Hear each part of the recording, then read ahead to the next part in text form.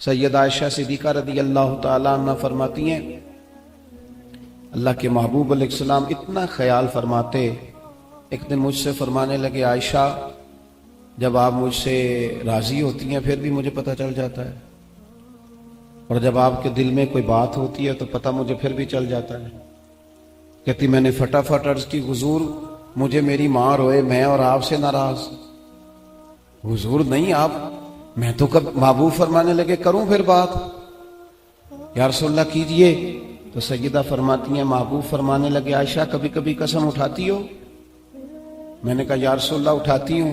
تو فرمایا جب راضی ہوتی ہو تو کہتی ہو مجھے محمد عربی کے رب کی قسم صلی اللہ علیہ وسلم، اور جب تمہارے دل میں کوئی بات ہوتی ہے پھر کہتی ہو مجھے حضرت ابراہیم خلیل کے رب کی قسم، پھر جناب خلیل کی نسبت سے اللہ کی قسم اٹھاتی ہو۔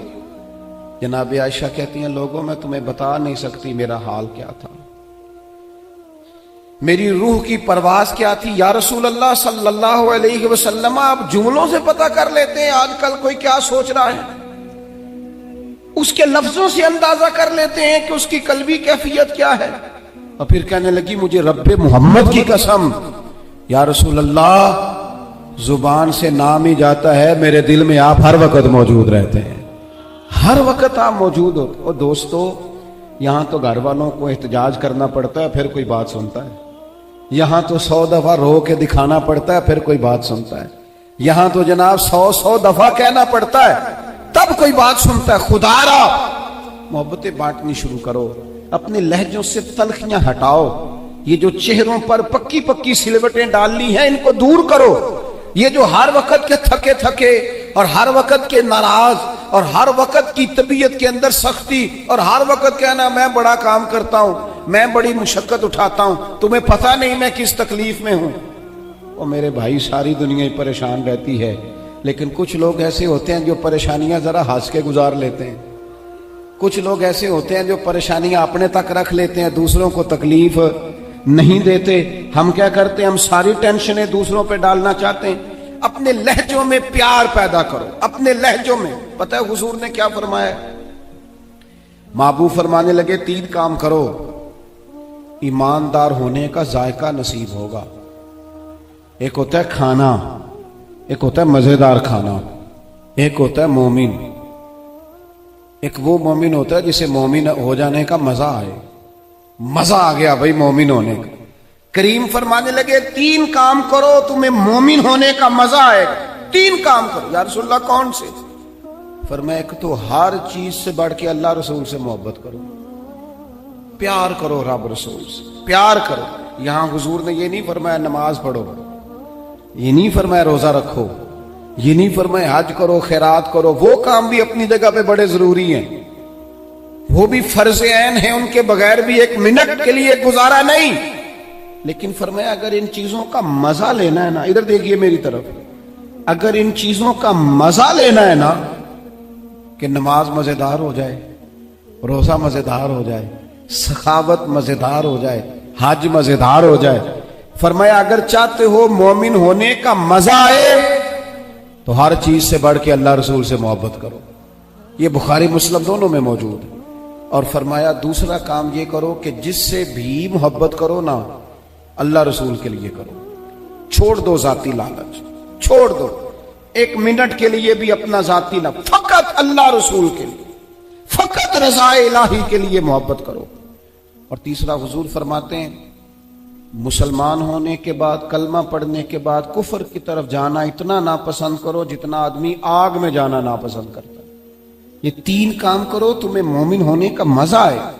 اگر کبھی پیار والا لہجہ بنا لیں، اگر کبھی تلخی چھوڑ دیں، اگر کبھی اپنے مزاج سے وہ ساری چیزیں دور کر دیں اور ہم رب رسول سے صحیح والا پیار کریں تو آپ یقین کریں پھر بندہ قرآن پاک شروع کرتا ہے تو اس کا تلاوت چھوڑنے کو دل نہیں کرتا، پھر وہ سجدے میں سر رکھتا ہے، پیار ہو گیا نا اللہ رسول سے، پھر وہ سجدے میں سر رکھتا ہے تو اٹھانے کو جی نہیں چاہتا، پھر وہ دین کی نوکری کرتا ہے تو اس کا دل کرتا ہے صبح بھی دین کی بات کروں، شام بھی دین کی بات کروں، میرا ایک ایک روواں خادم بن جائے، میں نوکری کروں، جگہ جگہ جا کر رسول اللہ کے دین کی بات کروں۔ کیوں؟ پیار جو ہو گیا، محبت جو ہو گئی، جب آپ کے لب و لہجے میں پیار سرائیت کر جائے، آپ کو پتہ ہے پھر اس محبت کو آگے بڑھانے کا کہا گیا ہے۔ حضور نے فرمایا میرے صحابہ سے بھی محبت کرو کیونکہ میرے صحابہ ہیں، پھر ان سے بھی پیار کرو، ان کے بارے میں تمہارے دلوں کے اندر عقیدت کے جذبات ہوں۔ اور پتہ کس طرح کی عقیدت؟ شوق والی عقیدت۔ میرا اور آپ کا دور بحث کا دور ہے، اور بعض ایسے بیوقوف ہیں جو اپنی حیثیت نہیں دیکھتے اور اپنی ذاتی بحث کو اٹھا کے نبی پاک کے صحابہ اور اہل بیت تک لے جاتے ہیں۔ اور یار تیری تو حیثیت ہی نہیں ہے تو ان پر بات کر سکے، تو دیکھ تو صحیح ہے وہ لوگ ہیں جنہیں اللہ نے اپنے نبی کی غلامی کے لیے منتخب فرمایا، اللہ نے جن کا انتخاب کر کے حضور کے دور مبارک میں جنہیں رکھا، تو ان لوگوں کے بارے میں کلام کر رہا ہے۔ عقیدت، پیار صحابہ سے عقیدت، اور اس عقیدت کے اندر وارفتگی۔ حضور کے صحابہ ہجرت کر کے گئے تھے حبشہ، نجاشی بادشاہ پر کفار مکہ نے، قریش نے بڑا پریشر ڈالا کہ یہ ہمارے بھاگے ہوئے لوگ ہیں، انہیں واپس کر دو، پر وہ نجاشی نے کہا میں واپس نہیں کرتا، انہیں جگہ دی، صحابہ کو آزادی سے عبادت کرنے کا موقع دیا۔ ایک دفعہ نا حبشہ سے کچھ مہمان آ گئے جہاں صحابہ جا کے رہے تھے، تو جب وہ لوگ آئے نا یہاں مسجد مدینہ منورہ میں، اللہ کے محبوب علیہ السلام نے ترکی خیمہ لگوایا، حضور ان کے لیے نئے نئے کھانے پکواتے، ان کے لیے محبوب کے کوئی انوکھا رنگ اور پیار کا کوئی نرالا انداز۔ تو صحابہ نے عرض کی یا رسول اللہ صلی اللہ تعالی علیہ وسلم، مہمان پہلے بھی آتے جاتے لیکن ان کے ساتھ آپ کا رویہ منفرد کیوں ہے؟ تو حضور فرمانے لگے جب میرے صحابہ وہاں گئے تھے تو انہوں نے پیار کیا تھا، تو جو میرے صحابہ سے محبت کرے ان سے محبت نہ کروں؟ اللہ کرے آپ کو سمجھ آئے، جو جناب ابو بکر سے محبت کرے اس سے حضور محبت فرماتے ہیں، جو حضرت عمر سے محبت کرے ان سے حضور محبت فرماتے ہیں، جو سیدنا عثمان غنی کا حیا کرے ان سے محبوب محبت فرماتے ہیں۔ اور مولا مرتضیٰ کے بارے میں تو فرمائے اس کی محبت ہی تو ایمان ہے، اور علی کا بغض ہی تو نفاق ہے۔ محبت، پیار، وارفتگی، شوق، ان لوگوں کے بارے میں اپنے دلوں کے اندر جذبات، اور پھر جو حضور کی اولاد پاک ہے،